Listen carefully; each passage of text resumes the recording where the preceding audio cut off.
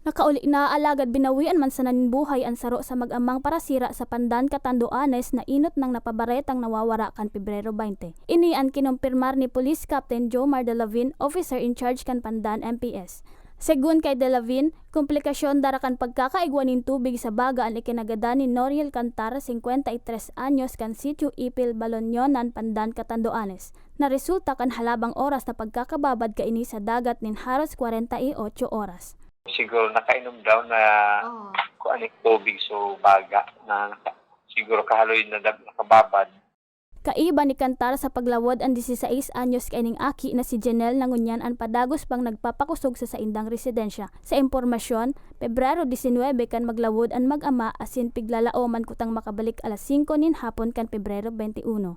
Darakan makukusog na ukol, naraot ang bangka kan mga biktima hasta magpalataw-lataw sa tahaw kan kadagatan sakop kan Pandan. Nga po lang kami sa mga parasira sa ligbi na araw talaga yung mga December, January, February. Yung mga araw kayo mga times o na bigla po pagkusog ang alon na bago-bago ang panahon. Ito ma-determinara na o bigla ang panahon. So para sit po ang gabos, di po magpalaot para sa sit para dahil ko sila maalanganin o mapahamak.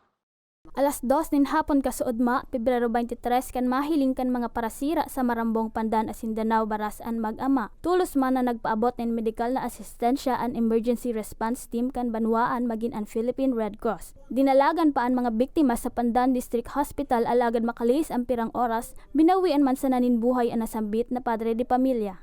Sa ngunyan, nakapatente na ang bangkay ni Cantar sa saindang residensya. Para sa mga baretang tatak Bicol, Nina Valladolid, Bicol University Intern.